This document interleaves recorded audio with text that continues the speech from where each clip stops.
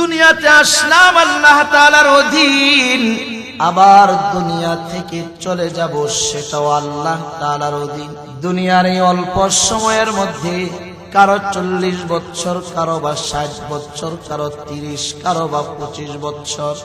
এই হায়াতটা যদি আমি আপনি আল্লাহ তাআলার মর্জি মোতাবেক কাটাইতে পারি, তাহলে খোদার জাতের কসম রে বন্ধু, কোরআন থেকেই বলে যাই, নুজুলাম মিন গফুরির রহিম। দুনিয়ার জীবনটা আমার মতো করে কাটাইবা।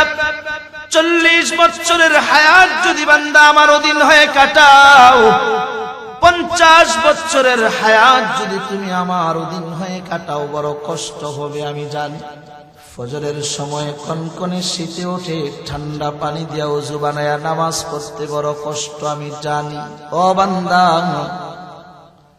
5 ওয়াক্ত নামাজ জামাতের সাথে আদায় করা বড় কষ্ট আমি জানি। 5 বেলা নামাজ মসজিদে গিয়ে আদায় করার 4টিখানি বিষয় না রে বন্ধু। ভোর রাত্রে আরামের ঘুমটুকুন ছেড়ে দিয়ে মসজিদে যাওয়া, মুয়াজ্জিনের আজানের আওয়াজ শোনা সহজ ব্যাপার না। আল্লাহ তাআলা বলেন, বান্দা আমি তোরে বানাইছি আমি জানি, তবে বান্দা শুনিয়া রাখ, লা ইউকাল্লিফুল্লাহু নাফসান ইল্লা উসআহা। হে বান্দা, আমি তোর এমন কোন কাজের কথা বলি নাই যেটা তুই পারবি না। সুবহানাল্লাহ, জোরে বলেন। আমি তোকে যেই কাজের কথা বলেছি, যেই ইবাদতের কথা বলেছি, সবগুলোই হলো এমন এমন বান্দা তুই চাইলেই সবগুলো ইবাদত বন্দেগী করতে পারবি। কেন তুই কি দেখোস না আমার কত বান্দা রাত্রের গভীরে উঠা কত প্রেমের খেলা খেলা? তুমি মোবাইল চালায়া ঘুমাইতেই তোমার রাত্রি শেষ হয়ে যায়।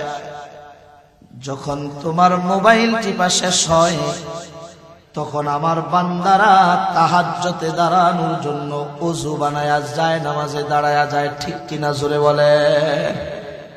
আমার ভাই, হায়াত বড় দামি জিনিস। শেষ হয়ে গেলে, সময় ফুরিয়ে গেলে পরে আর খুঁজে পাওয়া যাবে না। লক্ষ কোটি দরুদ ও সালাম সাইয়্যিদুল মুরসালিন, খাতামুন নবিয়্যিন, সৈয়দুস সাকালাইন, ইমামুল মুরসালিন, রাসূল আকরাম, নবিয়ুল আরব আল আযম, সাকিয়ে কাউসার, আফতাব নবুওয়াত, ফখর মওজুদাত, সৈয়দুল মখলুকাত, হাবিবে কিবরিয়া, আশরাফুল আম্বিয়া, জনাবে মুহাম্মদুর রাসূলুল্লাহ সাল্লাল্লাহু আলাইহি ওয়াসাল্লামের উপর। মুআজ্জাজ হাজিরিন, আমি বয়ান করার জন্য না, দোয়া নেওয়ার জন্য বসেছি। আমি এই মাদ্রাসারই একজন সন্তান। আমার মূল প্রোগ্রাম হচ্ছে আজ চান্দিনা নিমসারে। এখান থেকে কথা বলে আমাকে ওই জায়গায় চলে যাওয়া লাগবে। এই জন্য অল্প সময় আপনাদের খেদমতে 2-4টি কথা আরজ করব। আল্লাহ যেন কথাগুলো, এমন কিছু কথা বলার তৌফিক দান করেন যে কথাগুলো আমার আপনার সকলের হেদায়েতের জন্য জরিয়া হয়। সকলে পড়ে আমিন। মুহতারাম হাজিরিন, আল্লাহ তাআলা আমাদেরকে নির্ধারিত একটা হায়াত দান করেছেন, নির্ধারিত হায়াত। এই হায়াতের 1 সেকেন্ড এদিকে হবে না, ওদিকে হবে না। যখন যার সময় হবে, দুনিয়ার সব মায়া মোহাব্বত সব কিছু ছেড়ে দিয়ে আল্লাহ তাআলার ডাকে সাড়া দিয়ে আমাদের সকলকেই চলে যেতে হবে। ঠিক কিনা জোরে বলেন? আমরা যারা এখানে আজকে বসেছি, গত বছর এই মাহফিলে আমাদের মতো শ্রোতা হয়ে অনেকে বসা ছিল, কিন্তু তাদের হায়াত নামক সম্পদরা শেষ হয়ে যাওয়ার কারণে এই বছর 2025-এর মাহফিলে তারা আর কেউ থাকতে পারে নাই। কেন? হায়াত শেষ হয়ে গিয়েছে। তাই আল্লাহ আমাদেরকে এখনো পর্যন্ত হায়াতে রেখেছেন, এটা আল্লাহ তাআলার বিশেষ দয়া আর মায়া আমাদের উপর। তিনি চাইলে আমাদেরকেও নিয়ে যেতে পারতেন, কিন্তু বড় দয়া করে মায়া করে আমাদেরকে হায়াত দান করেছেন। বলুন, হায়াতের মালিক কে? তো জবান খুলে বলেন না, হায়াতের মালিক কে? মৌতের মালিক কে? আল্লাহ। হায়াতের মালিকও আল্লাহ, মৌতের মালিকও আল্লাহ। যার যখন দুনিয়ায় আসার জন্য সময় হবে সে আসবে, আবার যখন যাওয়ার সময় হবে আল্লাহ কর্তৃক নির্ধারিত সময়ের বেঁধে দেওয়া সেই সময়ের সাথে সাথেই আবার চলে যাওয়া লাগবে। দুনিয়ার হায়াতে যে কদিন আমরা থাকব, একমাত্র আল্লাহ তাআলার গোলামি করার জন্য থাকব। আল্লাহ জমিনে আমাদেরকে প্রেরণ করেছেন এজন্য যে আমরা সবাই আল্লাহ তাআলার গোলামি করব। গোলামি ছাড়া ভিন্ন কোনো কাজের জন্য আল্লাহ আমাদেরকে পাঠান নাই। এজন্য আল্লাহ কোরআনে হাকিমের এক আয়াতের মধ্যে বলেন, ওমা খালাকতুল জিন্না ওয়াল ইনসা ইল্লা লিয়াবুদুন। জিন ও ইনসান জাতিকে আল্লাহ সৃষ্টি করেছেন এজন্য যে তারা একমাত্র ইবাদত বন্দেগী করবে। কার? তো জোরে বলেন না, কার? আল্লাহ। হায়াত আমাদের শেষ হয়ে যাবে নির্ধারিত সময়ে। আজকের যে ভূমিকম্প হয়েছে, যদি আমাদের হায়াত না থাকতো তাহলে আজকের ভূমিকম্প থেকে বাঁচার কোনো উপায় আমাদের ছিল না। হায়াত আছে বলে এখনো আমরা আছি। যেহেতু আল্লাহ নির্ধারিত হায়াত দিয়েছেন, এজন্য আল্লাহ যত কিছুই হোক না কেন, হায়াত যতদিন আছে, যত কিছুই হয়ে যাক না কেন, হায়াত যদি থাকে অবশ্যই আল্লাহ তাআলা আমাদেরকে হেফাজত করবেনই করবেন। ঠিক কিনা জোরে বলেন। আমরা অনেক সময় বলে থাকি লোকটা অল্পের জন্য বেঁচে গেল, হয় কি হয় না? অল্পের জন্য বেঁচে গেছে। আসলে অল্পের জন্য বেঁচে যায় নাই, বরং আল্লাহ কর্তৃক নির্ধারিত হায়াত তার এখনো বাকি আছে, এজন্য বেঁচে গেছে। আমরা আরেকটা ভুল কথা বলি, অকাল মৃত্যু। মৃত্যুর মধ্যে আবার কোন কাল আর অকাল নাই। যার যখন মৃত্যুর সময় হয়ে যাবে তখনই মৃত্যু হবে। হায়াতি নিয়ে আসছে 2 মাসের। অনেক বাচ্চা আছে জন্ম হওয়ার 2-3 ঘন্টা পরে মারা যায়, আবার অনেকে আছে 2-3 মাস পরে মারা যায়, আবার কেহ বা আছে 1 সপ্তাহ 2 সপ্তাহ পরে মারা যায়। তাহলে কি বাচ্চাটা অকাল মৃত্যুবরণ করলো? না, অকাল মৃত্যুবরণ করে নাই। নির্ধারিত হায়াতেই ছিল তার 2 মাস, নির্ধারিত হায়াতেই ছিল তার 1 সপ্তাহ, নির্ধারিত হায়াতেই ছিল তার 1 বছর। হায়াতের সময় শেষ হয়ে গেছে, বাস এখন তার চলে যাওয়া লাগবে। এটাই সিদ্ধান্ত, এটাই আল্লাহ কর্তৃক নির্ধারিত তার জন্য হায়াত। মুসলমান বন্ধুরা রে আমার, গভীর মনোযোগ। আল্লাহ তাআলা আমাকে আপনাকে দুনিয়ার হায়াত দিয়ে প্রেরণ করেছেন, নির্ধারিত একটা হায়াত দিয়েছেন। হায়াত দেওয়ার পেছনে আল্লাহ তাআলার একটা উদ্দেশ্য হলো যে আমার বান্দা গোলামি করবে, ইবাদত বন্দেগী করবে। হায়াতটা পাওয়ার পরে আমার বান্দা গোলামির মাধ্যমে তার নিজের জীবনটাকে সুসজ্জিত করবে। হায়াত যে কদিন আছে ওই কয়দিনের মধ্যেই জীবন গড়া লাগে। হায়াত যদি 40 বছরের হয়, 40 বছরের হায়াত দিয়া নিজের জীবনটাকে সাজানো লাগবে।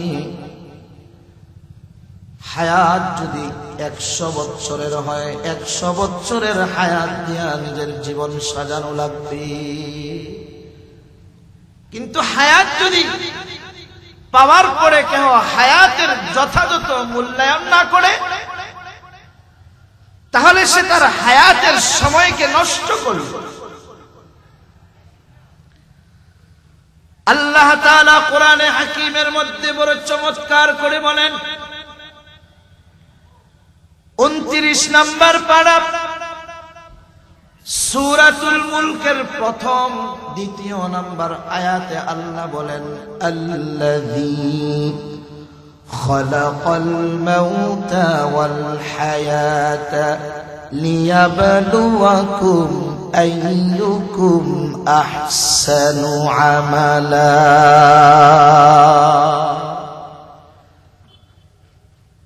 আল্লাহ তাআলা বলছেন, বান্দারে শুনে নাও, এ বান্দা আমি তোরে বড় মোহাব্বত করে আমার হাতে বানাইছি। আমি আল্লাহ তোরে বড় মায়া করে মোহাব্বত করে বানাইছি। কেন জানোনি? আমি আল্লাহ তোরে হায়াত দিয়েছি, লিয়াবলুয়াকুম আইয়ুকুম আহসানু আমালা।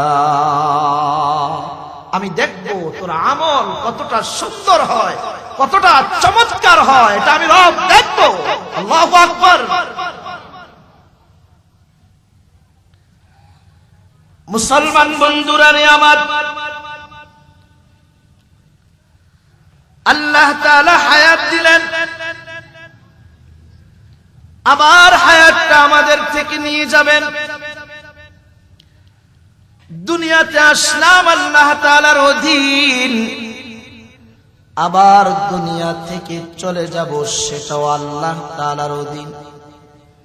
দুনিয়ার এই অল্প সময়ের মধ্যে কারো 40 বছর, কারো বা 60 বছর, কারো 30, কারো বা 25 বছর। এই হায়াতটা যদি আমি আপনি আল্লাহ তাআলার মর্জি মোতাবেক কাটাইতে পারি, তাহলে খোদার জাতের কসম রে বন্ধু, কোরআন থেকেই বলে যাই, নুজুলাম মিন গফুরির রহিম। আমি আল্লাহ বড় চমৎকার মেহমানদারি করব বান্দা। সুবহানাল্লাহ। দুনিয়ার জীবনটা আমার মতো করে কাটাইবা। 40 বছরের হায়াত যদি বান্দা আমার অধীন হয়ে কাটাও, 50 বছরের হায়াত যদি তুমি আমার অধীন হয়ে কাটাও, বড় কষ্ট হবে আমি জানি। ফজরের সময় কনকনে শীতে ওঠে, ঠান্ডা পানি দিয়া ওযু বানায়া নামাজ পড়তে বড় কষ্ট আমি জানি। ও বান্দা, 5 ওয়াক্ত নামাজ জামাতের সাথে আদায় করা বড় কষ্ট আমি জানি। 5 বেলা নামাজ মসজিদে গিয়ে আদায় করার 4টিখানি বিষয় না রে বন্ধু। ভোর রাত্রে আরামের ঘুমটুকুন ছেড়ে দিয়ে মসজিদে যাওয়া, মুয়াজ্জিনের আজানের আওয়াজ শোনা সহজ ব্যাপার না। আল্লাহ তাআলা বলেন, বান্দা আমি তোরে বানাইছি আমি জানি, তবে বান্দা শুনিয়া রাখ, লা ইউকাল্লিফুল্লাহু নাফসান ইল্লা উসআহা। এ বান্দা, আমি তোরে এমন কোন কাজের কথা বলি নাই যেটা তুই পারবি না। সুবহানাল্লাহ, জোরে বলেন। আমি তোকে যেই কাজের কথা বলেছি, যেই ইবাদতের কথা বলেছি, সবগুলোই হলো এমন এমন বান্দা তুই চাইলেই সবগুলো ইবাদত বন্দেগী করতে পারবি। কেন তুই কি দেখোস না আমার কত বান্দা রাত্রের গভীরে উঠা কত প্রেমের খেলা খেলায়? তুমি মোবাইল চালায়া ঘুমাইতেই তোমার রাত্রি শেষ হয়ে যায়। যখন তোমার মোবাইল টিপা শেষ হয়, তখন আমার বান্দারা তাহাজ্জুদে দাঁড়ানোর জন্য ওযু বানায়া যায়, নামাজে দাঁড়ায়া যায়। ঠিক কিনা জোরে বলে? আমার ভাই, হায়াত বড় দামি জিনিস। শেষ হয়ে গেলে, সময় ফুরিয়ে গেলে পরে আর খুঁজে পাওয়া যাবে না। এই জন্য আল্লাহ বললেন, তোমার হায়াত যে আমি দিয়েছি, আমি এটা দেখবো বান্দা, তোমার হায়াতে তুমি কতটা সুন্দর এবং নেক আমল করতে পারো সেটা আমি দেখবো। আহসান, আমি দেখবো এটা। আমার বন্ধুগণ, গভীর মনোযোগ। আজকের ভূমিকম্পে যদি আমরা শেষ হয়ে যেতাম, আমি যেই ভবনে থাকি ঢাকা, আমার যেই ভবনের নিচে মাদ্রাসা, সেই ভবনের মালিক আমার মাদ্রাসার যিনি প্রতিষ্ঠাতা হাজী জুয়েল সর্দার সাহেব, তিনিও আজকে আমার সফরের সফর সঙ্গী। একই বাড়িতে আমরা বসবাস করি। আমি আমার রুমে বসা, জুমার নামাজ পড়াবো, জুমার বয়ান মোতালা করার জন্য বসে। হঠাৎ করে যা দেখলাম, হায়াতের এই বয়সে আর এমন অবস্থা কোনোদিন দেখি না। ঠিক কিনা জোরে বলেন? বড় কঠিন। আমি দেখলাম আমার চেয়ারটা একেবারেই উপর থেকে নিচে উঠা বসা করছি। পুরা ভবনটা যেন কর্মর করে উঠল। মুহূর্তের ভিতরেই চিল্লা ফাল্লা শুরু হয়ে গেল। উপর থেকে নিচ পর্যন্ত ভবনে যারা ছিল সব ভবন থেকে নেমে মাঠে চলে গেছে। আমিও তাদের মতন দৌড়ে ঘর থেকে বের হয়ে আসলাম, সব ছাত্রদেরকে বের করে। বন্ধু, আমি তো আপনাদের শুধু একজন সন্তান। বাস্তবতা থেকে আজ কথাগুলো বলছি, অভিজ্ঞতা থেকে আজ কথাগুলো বলছি আপনাদেরকে। যা দেখেছি আজ, আমি যখন আমার রুম থেকে বের হই, আমি নিশ্চিত ইয়াকিন হয়ে গেছি এখন আমার উপরে পুরো বিল্ডিংটাই পড়ে যাবে। কিন্তু আল্লাহ যে হায়াত এখনো বাকি রেখেছেন, জানি না হায়াতের আর কতদিন বাকি আছে, কতদিন থাকবো সেটা তো আমার জানা নাই।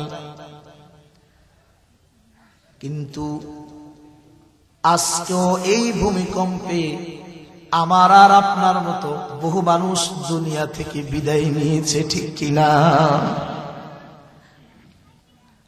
আমারও তো হতে পারে। একই দেশে, একই সাথে জমিনটা কম্পন সৃষ্টি হয়েছে, এর মধ্যে অনেকে দুনিয়া থেকে চলে গেছেন। সেই জমিনে আমারও বসবাস, আমিও তো চলে যেতে পারতাম, আমারও তো আজকে মরণ হয়ে যেতে পারতো, ঠিক কিনা জোরে বলে? আমারও দেখলাম মানুষগুলো যার যার মতো করে বের হয়ে আস। কেহ বা নিজের সন্তানকে কোলে নিয়ে বুকে নিয়ে বের হয়ে আসছে, নিজের জীবনটা কোন রকম বাঁচানোর জন্য ঘরের সব কিছু রেখে চলে বের হয়ে গেছে। দামি দামি সম্পদের রুমগুলো কত সুন্দর সজ্জিত, একটা বারের জন্য আমার মনে হয় কোন মানুষের কথা মনে পড়ে নাই, অমুক সম্পদটা নিয়ে একটু বের হই না। না না, সবাই শুধু নিজের জীবনটা নিয়ে কোন রকম নিস্তলায় চলে এসেছে, নিজেকে একটু বাঁচানোর জন্য, ঠিক কিনা?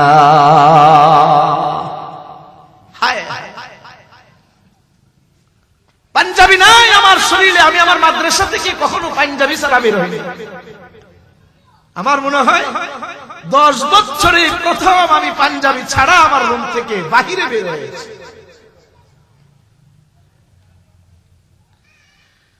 মা বোনদের দৃশ্য তো আরো করুন। ও মুসলমান বন্ধু, কি বুঝাইতে চাইলাম? আল্লাহ তাআলা একই সাথে একই সময়ে পুরো বাংলাদেশটাকে একসাথে এক সময়ের মধ্যেই এমন ভাবে যদি নাড়তে পারেন, দৌড়ায়া ঘর থেকে আমি বের হয়ে চলে আসলাম। কোথায় যাবেন? ঘর থেকে বের হয়ে কোথায় যাবেন বলেন? সোনারগাঁ থেকে চৌরাস্তা যাবেন, চৌরাস্তা থেকে ঢাকা যাবেন। ঢাকাওয়ালারা কোথায় যাবে? চট্টগ্রামওয়ালারা কোথায় যাবে? কে কোথায় যাবে বলেন? যদি আসমানটাকে ভেদ করে আসমানের বাহিরে যান, বলেন না সেখানে কি আমার আল্লাহর রাজত্ব না? ইয়া মা'শারাল জিন্নি ওয়াল ইনসি ইন ইসতাতা'তুম আন তানফুযু মিন আকতারিস সামাওয়াতি ওয়াল আরদ ফানফুযু লা তানফুযুনা ইল্লা বিসুলতান। পুরা পৃথিবীর সর্বত্রই যার রাজত্ব বিরাজমান তিনি হলেন আমার আপনার রব আল্লাহ। ঠিক কিনা জোরে বলেন? কোথায় যাবে? পালাবার কোথাও জায়গা নাই রে বন্ধু। ও মুসলমান বন্ধু, ভূমিকম্প হয়ে গেল, সবাই বের হয়ে গেলাম, আবার স্বাভাবিক হওয়ার পরে আবার সবাই ঢুকে গেলাম। মুসলমান বন্ধুরে, আবার আমরা সবাই স্বাভাবিক হয়ে গেলাম। কি মনে করেন এই ভূমিকম্প কি আবার হতে পারে না? তাহলে এই ভূমিকম্প কি আমাদের কি কিছু শিখায় না? আল্লাহ তাআলা কখন কেন ভূমিকম্প দেন পয়গম্বরের মাধ্যমে তো সেটা আমাদেরকে জানান দিয়েছেন। আল্লাহর রাসূল সাল্লাল্লাহু আলাইহি ওয়াসাল্লাম আমাদেরকে বলে গেছেন কেন ভূমিকম্প হয়। এটা আমাদের সকলের জানা দরকার আছে না নাই? সকলের দরকার। কেন ভূমিকম্প হয়, কি কারণে হয়, কারণগুলো চিহ্নিত করা দরকার। চিহ্নিত করার পরে সে কারণ থেকে সকলকে দলবদ্ধভাবে সমাজ রাষ্ট্রকে সুন্দর রাখা, রাষ্ট্রের প্রতিটা মানুষের নিরাপত্তার জন্য নিজ নিজ অবস্থান থেকে সকলের ঐক্যবদ্ধ চেষ্টা করতে হবে। ঠিক কিনা জোরে বলে? কি কারণ? মুসলমান ভাইরা রে আমার, আমার আপনার পয়গম্বর বলেন কেন ভূমিকম্প হয়। আমি মৌলবীর জবান দিয়া যদি বলি আমার কথা আপনি তো মানতে রাজি হবেন না। এজন্য পয়গম্বর কি বলেন? তিরমিজি শরীফের একটা হাদিস শুনুন ভূমিকম্পের উপরে বন্ধু। পর্দার অন্তরালে মা বোনদেরকে বলবো, মা গো কথাগুলো কিন্তু আপনার জন্য শোনা বড় দরকার। বাহিরের মাইকগুলো এজন্যই দেওয়া হয়েছে, মা আপনি বয়ানগুলো শুনবেন, বয়ানগুলো শুনে শুনে আপনিও আপনার সংসারটাকে সুন্দর করবেন, আপনার সন্তানকেও আপনি দ্বীনের শিক্ষাটুকু দিবেন। পয়গম্বর বলেন কেন ভূমিকম্প হয়। قال رسول الله صلى الله عليه وسلم لا يكونن في هذه الأمة خسف وقذف ومسخ وذلك إذا شربوا الخمور واتخذوا القينات وضربوا بالمعازف।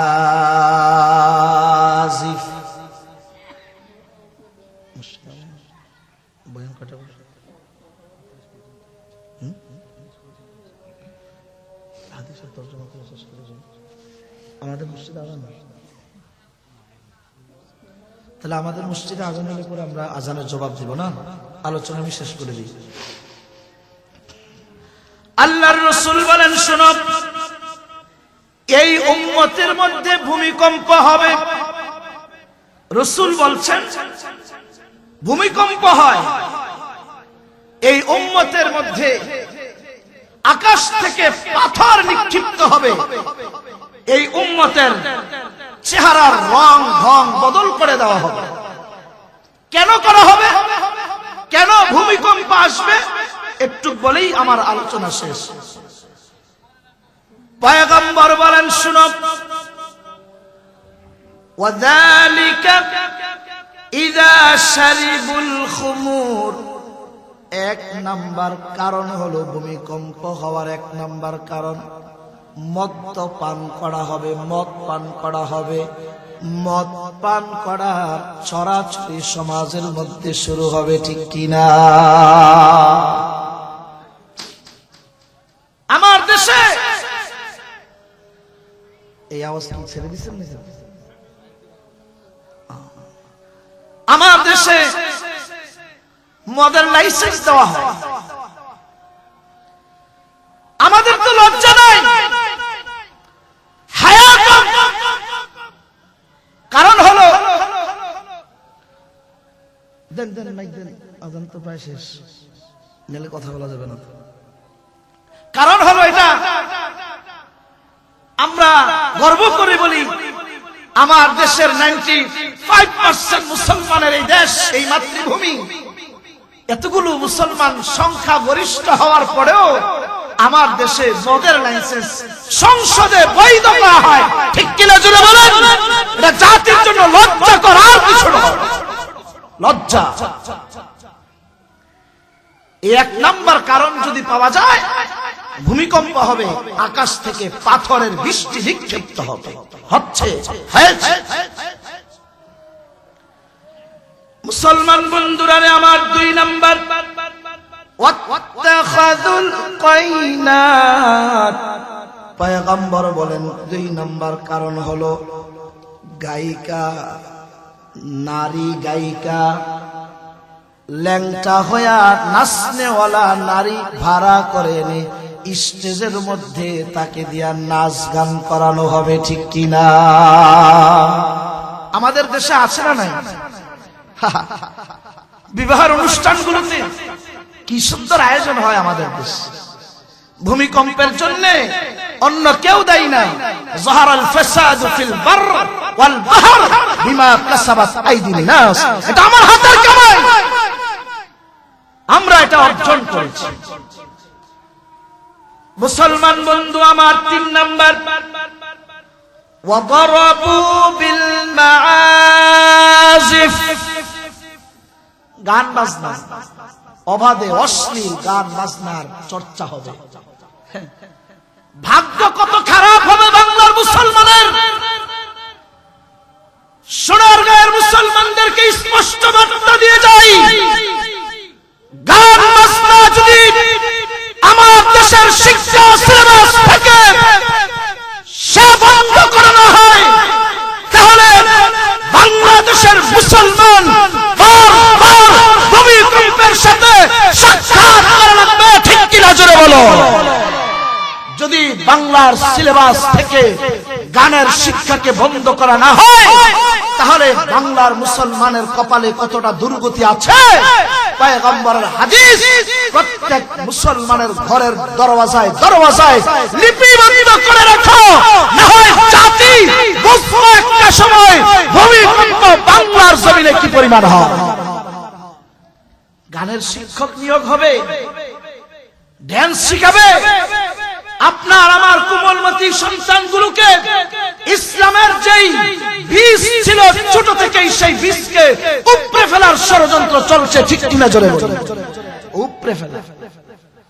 ঈমান ধ্বংসের জন্য অনেকগুলো কারণ একসাথে পাওয়া দরকার নাই, একটা পাইলেই যথেষ্ট ঈমান ধ্বংসের, ঠিক কিনা জোরে বলেন? আমার বন্ধুগণ, ভূমিকম্প কেন হলো? পয়গম্বরের হাদিস দ্বারা আপনাদের সামনে পেশ করলাম। যদি আমার দেশে নর্তকী এনে গান বাজনা করানো হয়, আমার দেশে যদি গানের চর্চা হয়, দোকানে দোকানে টিভি পর্দায় গান আর গান, মুসলিম দোস্ত, আমরা যদি এখন না বুঝি তাহলে হয়তো আমাদের কপালে দুর্গতি আছে। মুসলিম উম্মাকে সতর্ক করে একটা কথাই বলে যাব, এই দেশ যদি মুসলমানের হয়, এই দেশ যদি কোরআনের হয়, এই দেশ যদি মুহাম্মদ আরবির হয়, এই দেশ যদি মুসলিম সংখ্যা গরিষ্ঠদের হয়, এই দেশে কোরআনের বাতি, এই দেশে ইসলামের বাতি, এই দেশে প্রতিটা স্কুলে কোরআনের শিক্ষাকে বাধ্যতামূলক করতে হবে, করতে হবে, করতে হবে। ঠিক কি আওয়াজ করে বলো। আল্লাহ আমাদের সকলকে ভূমিকম্প সহ নিক্ষিপ্ত আসমান থেকে পাথরের গজব আর আমাদের চেহারা বদল করার এই গজব থেকে যদি বাঁচতে হয়, আমি স্পষ্ট পরামর্শ দিচ্ছি দেশ রাষ্ট্রের কর্ণধারদের কাছে, বাংলার প্রতিটা শিক্ষা প্রতিষ্ঠানে আপনারা কোরআনের শিক্ষাকে বাধ্যতামূলক করুন। আল্লাহ আমাদের সকলকে কথাগুলো বুঝার, আমল করার তৌফিক দান করুন। ওয়া মা আলাইনা ইল্লাল বালাগ।